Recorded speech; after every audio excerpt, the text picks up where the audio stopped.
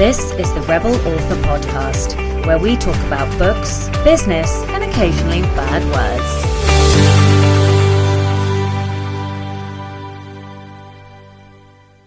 Hello, Rebels, and welcome to episode 36 of the Rebel Author Podcast.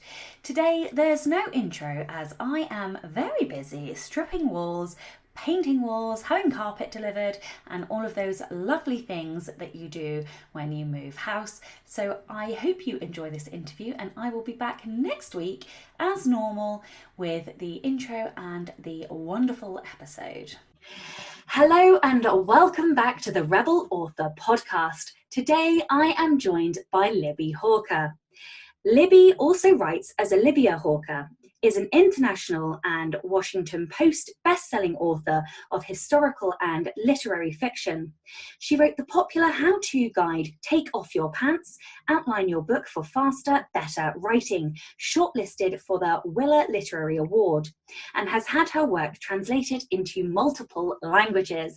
Welcome, Libbie. Thank you for having me. It's great to be here.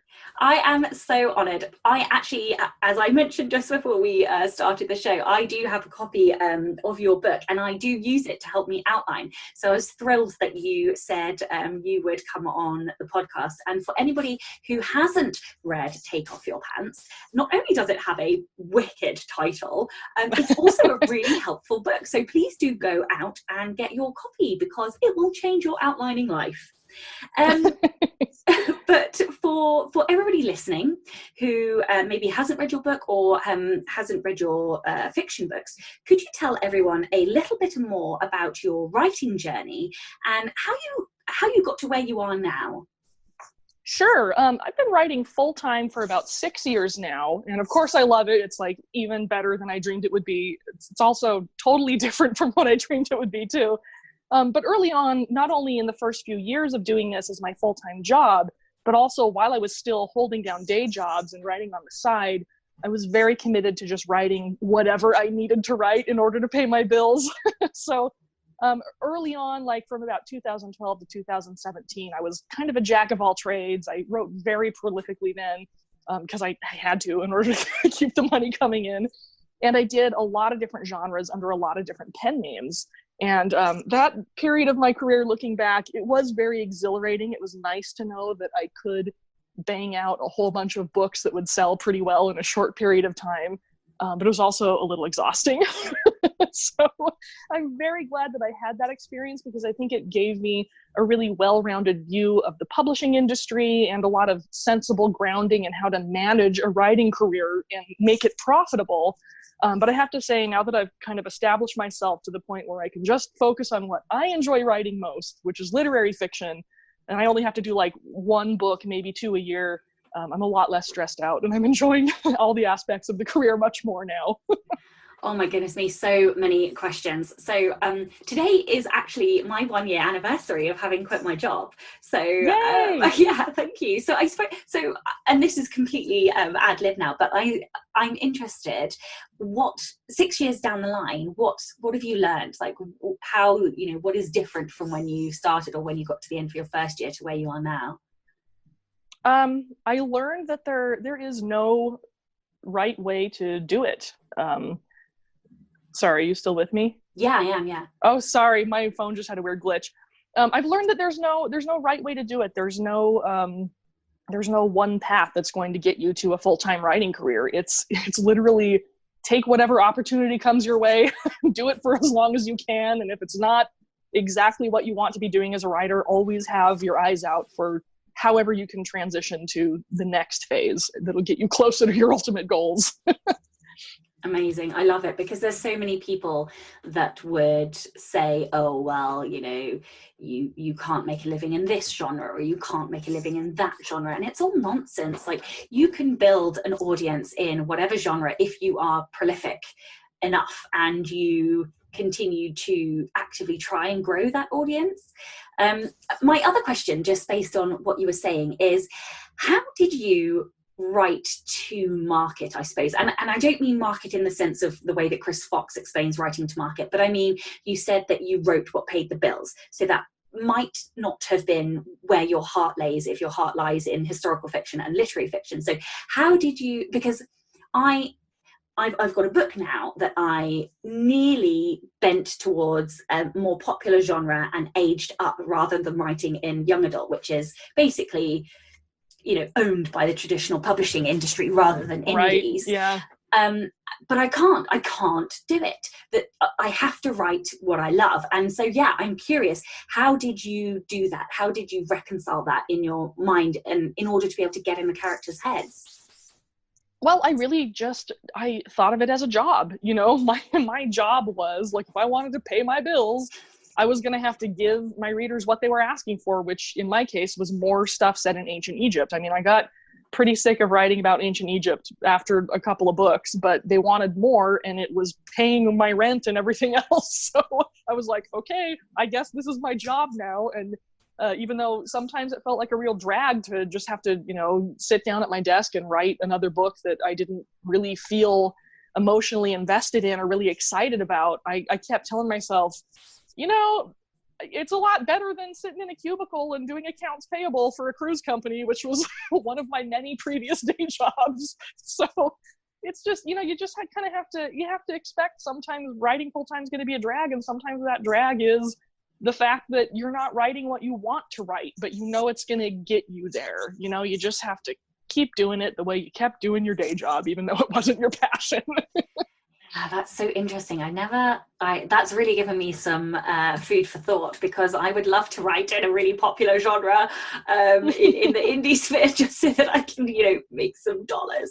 But the tricky part about trying to transition into something that's already really popular in the indie sphere is that it's really popular and it's super hard to stand out and get eyeballs on you, to start with. If it's a flooded market and, if it's urban fantasy or whatever, which I've done in the past, it was really fun to write, but it's so hard to stand out in because there were so many really good authors already with huge fan bases, and it was just difficult to make your mark. I think that most genres are, I just think the act of trying to build a readership is hard. It doesn't matter what genre you're in, to be honest. I agree. But I do think that, I suppose what I'm saying is that I would love to be able to have the skill to write quickly in a genre where I could hit like a niche market or a hot, and I just don't. I write the stories that I love, and that's the end of it. And, I need to be good at that, and then I will build an audience and it will be fine. Anyway. Yeah, it just means it will take you longer to get there than it takes some other writers. That's okay. It's not a race, It's fine. If it takes you 10 years to get to that point, then whatever, then that's how long it takes. That's okay. Exactly. And I've done the hard part of quitting my job anyway, so I'm gonna survive. Okay, so we are really here to talk about outlining. You've written, as we have mentioned, this amazing book called Take Off Your Pants. So what steps led you down the path of your own outlining methods? How did you discover your process and your system? Yeah, well, since I had that experience for several years of supplying high volume content to a handful of different brands, I realized pretty quickly that I had to take an organized approach to my writing. So I needed to cut down on anything that wasn't an efficient use of my time, which for me meant shaving off as much extraneous work as I could and really tightly focusing my time on just writing a usable story that was like as close to a finished product as I could get it on my own without the help of an editor. So that way, when I did send my books off to their editors, the editorial process was really fast and streamlined. So I had minimal changes I needed to make to each of my books. It was mostly just typo hunting and a little bit of polishing up my prose. I didn't have to totally rewrite anything or question what I did with the character or whatever.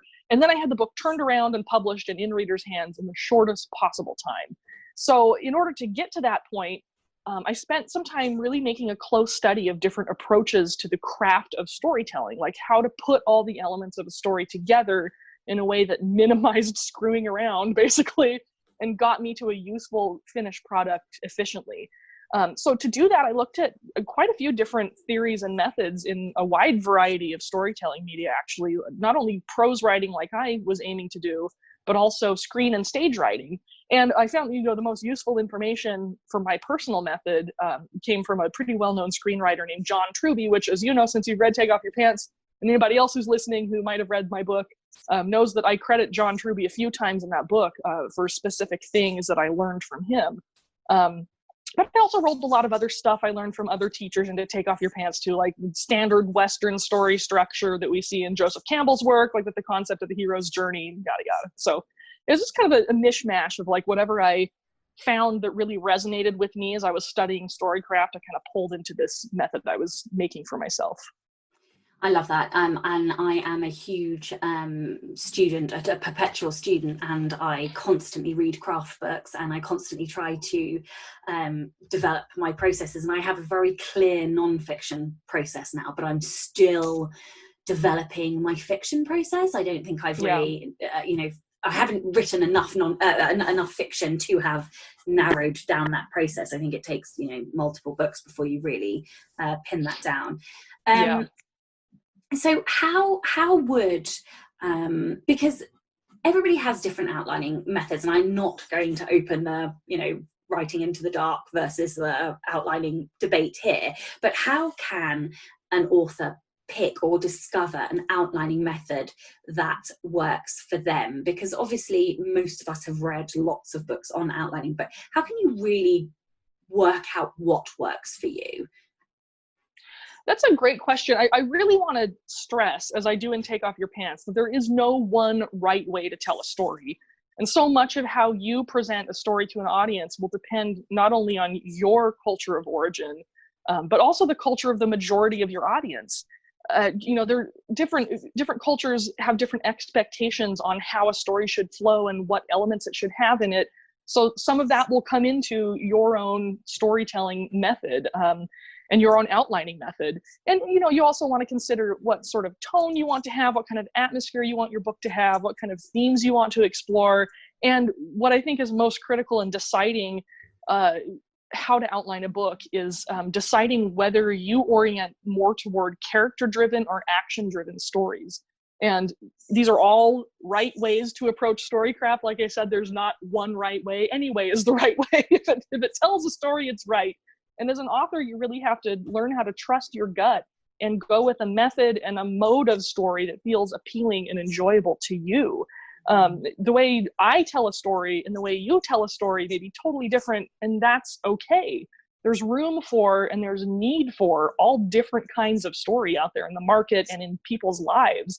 And I certainly don't claim to have the one true method, but I do think even if you aren't oriented toward character-driven stories like I am, there's a lot you can learn by studying the methods employed by writers who work differently from your preferred method. One of the best things I ever did, I'm going to go on a tangent here, sorry, but one of the best things I ever did for my prose writing was to really intensely study poetry. I've never published my poetry. I probably never will. But for a decade now, I've belonged to this writers group that exclusively focuses on writing and critiquing poetry.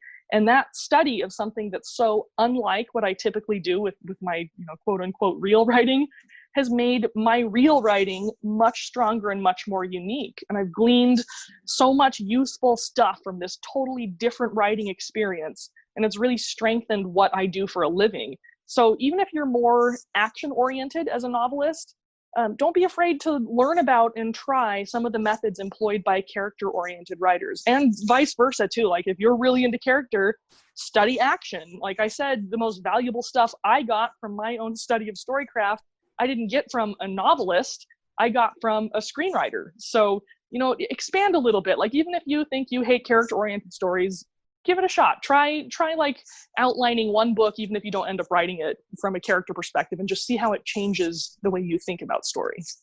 I love that so much. I loved that you mentioned poetry as well. So I am a secret poet. I haven't published my poetry, but I write a very specific type of poetry. So I write expressionist poetry. So cool, yeah, like the micro poetry. I like to think of it as the copywritten poetry, in the same way that you copyright marketing blurbs. But so like the Rupi Kaur and stuff like that. And I think I'm going to push myself to publish some of it just because I really love it. I think you should. But yeah, it's terrifying. But so the other thing I was going to say is I've just written, and I'm in the launch phase, it's behind me, of a book called The Anatomy of Prose. And in there, I literally say, you guys need to study poetry, you need to study flash fiction, you need to study short stories, like, because all these things help you to cultivate your craft. You have to widen your circle of learning. It's not just your genre that you should be reading. So I love that. The other thing that I was going to come back to was finding, so like in my journey to find this process that works for me of outlining, I have been fine until my most current book, because all of my stories have followed the positive arc. The book I'm writing now is a tragedy, but it has a positive character arc, so the character changes for the better, they overcome their flaw, but the story is a tragedy. So I have these like conflicting, like the story arc is negative and you know but the character arc is positive, and it's just, oh my god, it's a complete head fuck, and trying to match it to a normal outline is really hard. So for like anyone out there who is trying to find an outlining process that works, but you know most of them are for like normal arc stories, it's just hard. It's much easier to find sort of pre-made outlines for you that say you just fill in the blanks. For genres where it's expected that you'll have like a positive overall story arc, like I know there's a really popular like 3-act with pinch points. I don't remember who originated this outline method, but it's for the romance genre, and it's like, you know, this scene you have your hero and heroine meet, and then you have a couple scenes, and then you have a pinch point, and then you have this second act, and then a pinch point, and someone out there knows what I'm talking about. It sounds very familiar to some of your listeners right now. They're nodding, and I can't think of the name of the person, dang it. But yeah, it's a very popular outline method, but it comes from a genre where the readers expect not tragedies. You know? So yeah, it's a different mode of story construction. But I will tell you this, I am currently making a very good living off of tragedy stories where there is still nevertheless like a positive character change, but the overall tone of the story is very dark and tragic. So don't worry, you'll be fine. There is definitely an audience for this type of book, and it's an underserved audience. They want more of this stuff, but publishers keep saying like, no, everyone wants happy stories that are explicitly happy and joyous, and I'm like, not read true. My books. Like, sometimes have you seen how many good reviews I have? Like, no. Exactly. And sometimes you just want to have a good cry, and like that is my literal goal. My goal with this book is to make every single reader cry, and if I don't make them cry, I haven't done my job. Listen, you can do it. You can get there, because I am making a living by just making people break down and weep. It's wonderful. So so evil. I know, it's great. I love it. My favorite review ever, I like took a screenshot of it and posted it on Instagram because I loved it so much. It was basically the review. It was like 5 stars, and it said, "People on the prairie farming and crying," and that was all. I was like, that's it. That's this book in a nutshell. I love it. And crying. I love it. I love it. It was great. I love it. That literally, that is like author goals right there. Okay, so let's talk more specifically about taking off your pants. Okay. How can you give everybody an overview of how to outline using your pant taking off method? Yeah. So this is how, when I outline a book, which I don't do with every book, this is how I do it. And again, there's no one right way. This is my way. So for me, I'm most focused on where the character is going internally. So they start out at the beginning of the story with something that's kind of like broken inside them. Something's not quite right. They're not at like a state of inner peace somehow, you know? And then the events that make up the plot of the book, these sort of external things going on beyond the character's self, sort of help to reshape them into a more whole and stable personality by the end of the story. So my outlines are all constructed around understanding what's initially wrong with this character, personality-wise, and how they're going to fix that internal problem. So rather than focusing on events with like X happens, then Y, then Z, in this kind of logical, like tipping over dominoes order, I'm focusing on these like little pokes and prods that are kind of coming out of the ether to sort of encourage this character to change who they are inside. So it's definitely like I mentioned before, very character focused. It's not an action focused plot style. You can still have a lot of action in this type of story, but you're going to kind of design that action around what it's doing to your character internally. So that's sort of what it's based on. Okay, so let's get a bit more detailed then. What are the key points of an outline? What is that skeleton or backbone that every writer needs to create the, I'm gesturing, but you know, the story arc? What a word this late at night. So the most basic formula of any kind of story that I've ever come across, which I'm sure there are other kinds of stories out there, is that you have, first of all, a character. Obviously, you've got to have someone to focus your attention on, who wants something, but something prevents them from getting what they want easily. So they struggle against that force, and they either get what they want or they don't. And then there's always something at stake for that character too. Like if it's just like, I want more money, but I'm perfectly financially comfortable now. I just want to be richer. Like, that's not interesting. Like, who cares? No one cares, Jared Kushner. You want to give someone a reason, an emotional reason to feel invested in the struggle that character is going to go through. So that's like really the skeleton that sort of holds up any story. And that's also, that's kind of in a nutshell, the basis for the outlines I write too. Amazing. I'm literally trying to scribble down a note because you've just made me think of something excellent for my book. Oh, good. Where was I? Oh my goodness. Okay, right. So what mistakes do you see writers making when they do try an outline? That's a good question. I think probably the biggest mistake I see authors making with outlines is in trying to see your outline as being carved in stone and unchangeable. Like once you have an outline, sometimes it's easy to become sort of afraid from deviating from it. Even if as you begin to write, maybe you discover a new way of looking at your character's dilemma or his personality or the circumstances and setting in which he finds himself. And it's okay to make adjustments as you get better ideas or as you find more clarity. Don't become so much in awe of your outline that it becomes like gospel to you. It's just a tool like any other tool that's just there to make your job a little bit easier. So when that happens and you do deviate, do you then go back and rewrite your outline, or do you just keep going? Like, do you update it as a reference tool at all, or do you just plow on? I'll typically, I'll take a look at what still needs to be written. So if I'm, halfway through the book or whatever, and I suddenly realize something important has been sort of building up in my character's personality as I've been working on these scenes, I'll take a look at the scenes I still need to write as they're outlined and see how I can work that new discovery in. So it feels cohesive. It doesn't feel like I just dropped a thread in the middle of the story that way to the reader. So I'll kind of keep it alive and nurture it all the way to the end of the story. But yeah, I'll just kind of look at how I can readjust what I'm going to be writing to make sense of this thing I've discovered. I don't necessarily, I'm not going to go and start the whole book over again. That's a lot of wasted time. Yeah. So I heard you mention a little while ago that you don't always outline books. So I find that interesting. How do you know whether or not you need to outline a book? Oh man, I wish I could give you a solid answer on that. I don't really know.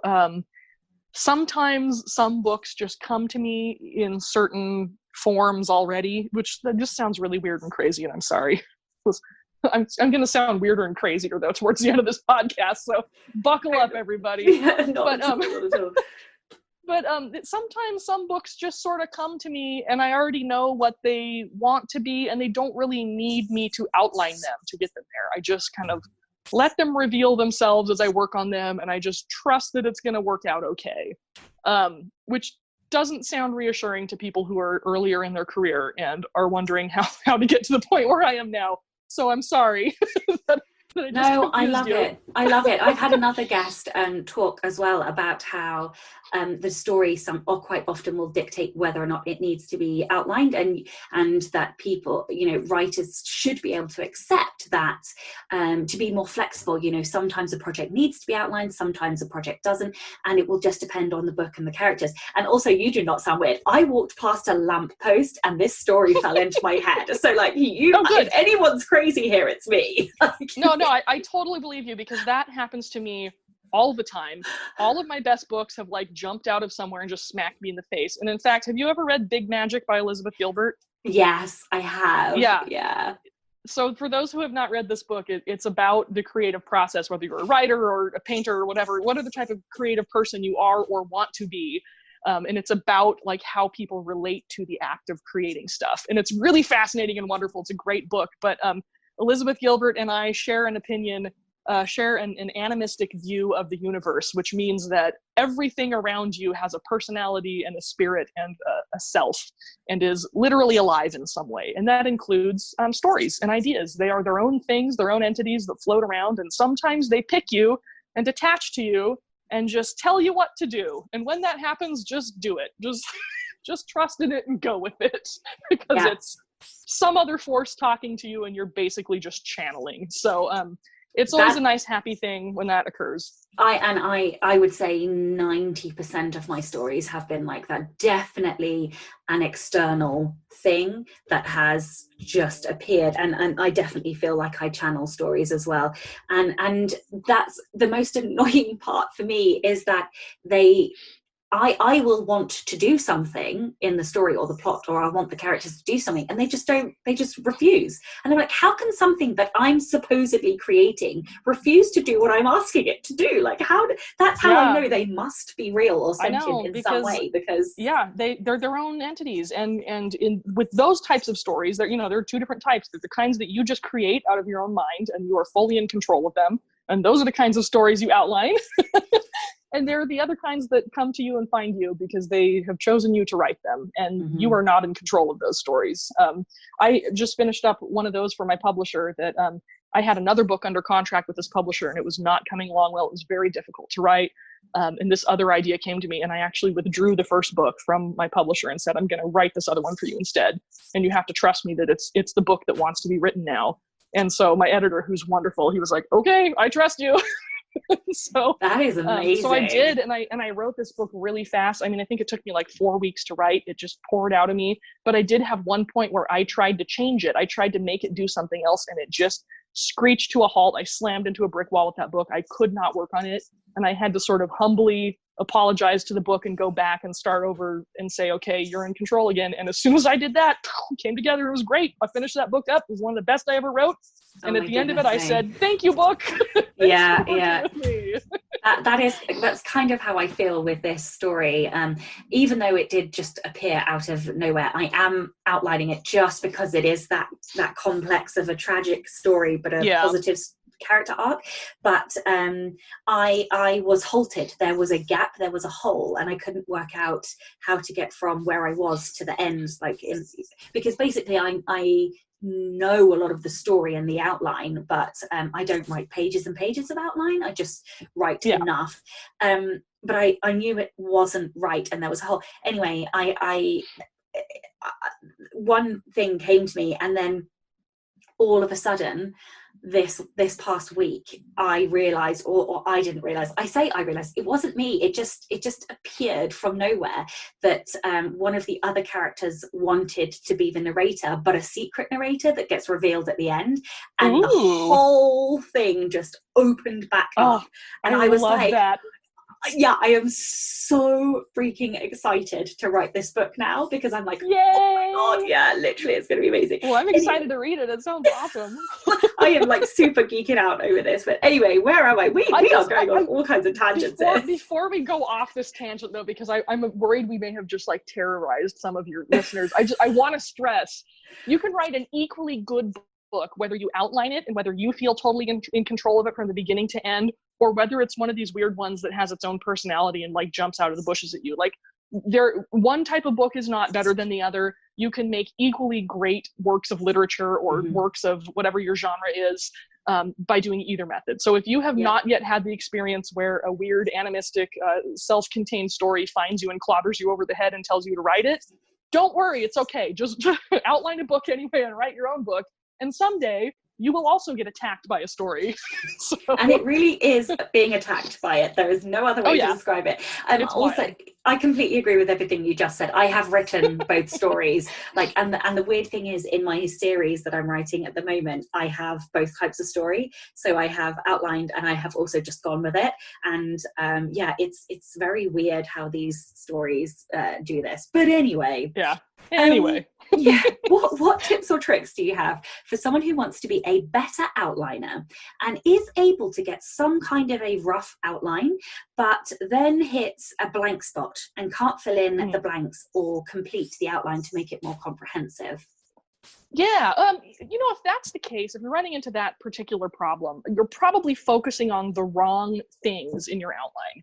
So you're probably super focused on the events, the kind of external stuff that's going on around your character, when what you should be focused on is what's happening inside your character's head and heart. What's going on outside is almost incidental. In many, many books, you could significantly change a lot of external details, but still get basically the same overall feel and themes in a story.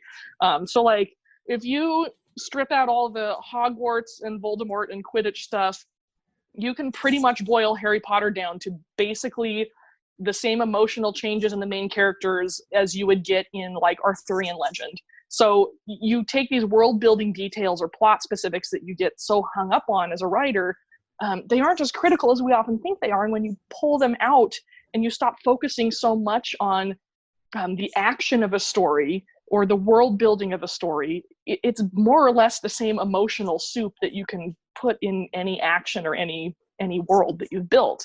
You'll still get the same flavor that you're going to impart to the reader, if that makes sense. So just like if you're really stuck and you don't know what happens next in your outline, stop asking what happens next and start asking what your character feels next. And that's how you can get over that. Oh my actual goodness gracious. Did I just blow your mind? Yeah, you so did. Like I was literally writing it down on a post-it like, oh my god, my brain is like exploding. So this was a totally selfish question because I have outlined lots. I try to outline, and also I have quite often that is what will happen. I'll come against a brick wall because I just don't know what to do, and that makes so much sense to me. I think you have literally changed my life. Oh wow, man, you're gonna give me a big head. Yeah, no, seriously. Wow, I'm going to be clipping that and putting it on repeat on my phone every time I hit a brick wall.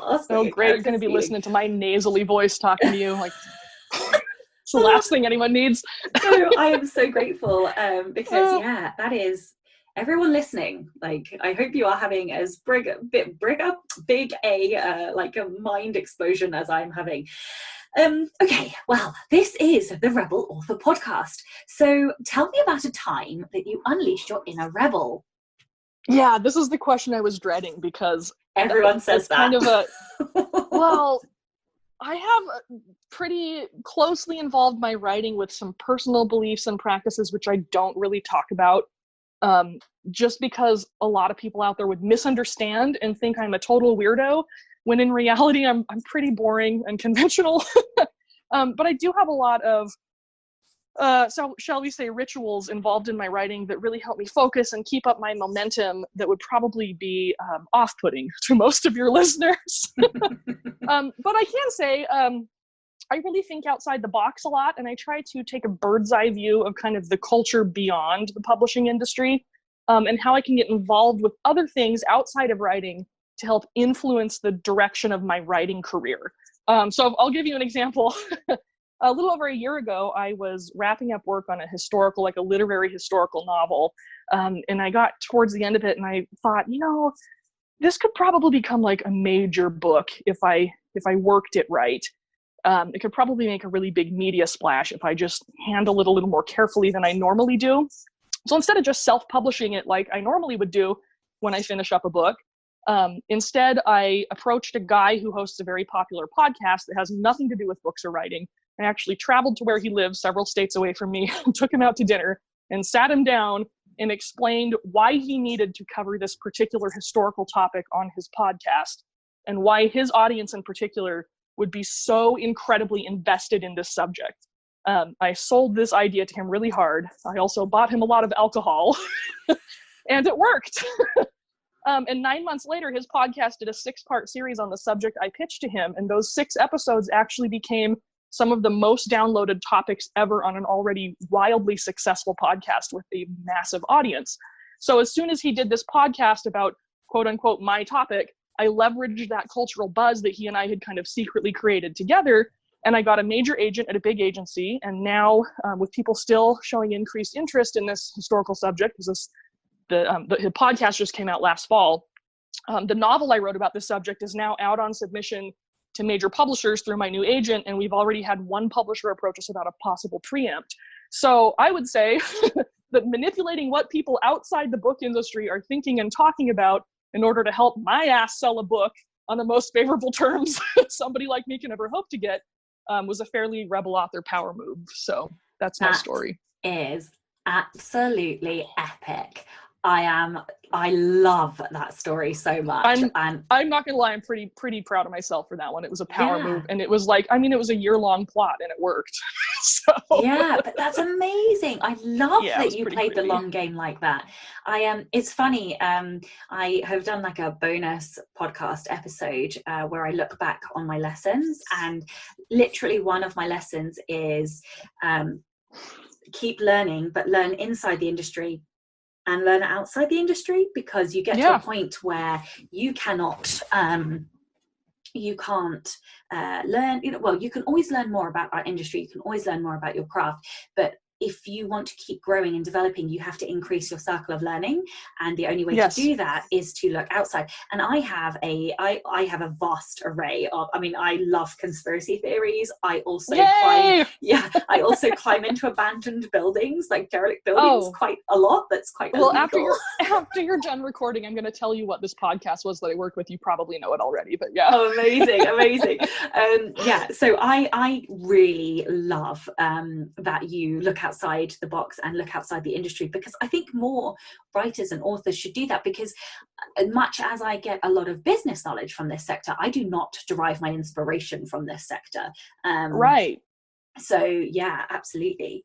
And nothing exists in a vacuum. The publishing industry is so insular, and it's frustratingly, stupidly insular sometimes, but it's easy to believe that the only thing that matters in publishing is what's already in publishing, but but they make their decisions based on currents they feel shifting in the broader culture around them too. So like, you have to be tapped into what else is going on in the world to understand what's going to sell next and what's not. If you're trying to sell to a publisher, or really even if you're just an indie and you're trying to sell to average readers directly, you have to kind of have a feel for what the next thing's going to be. How are people thinking right now? Like right now during this pandemic, how are people's ideas about story changing? Like, are they going to want stories about pandemics, or are they going to want happier, lighter stories?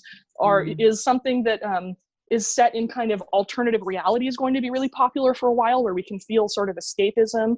I don't know. I don't know any of those questions, but it's things we need to be asking ourselves right now, because we have to be paying attention to what's going on outside our little narrow borders. Absolutely. For me, my brain's whirring on, government, back villain, control, conspiracy, all that kind of stuff. Yeah. But anyway, okay, tell listeners where they can find out more about you and your books.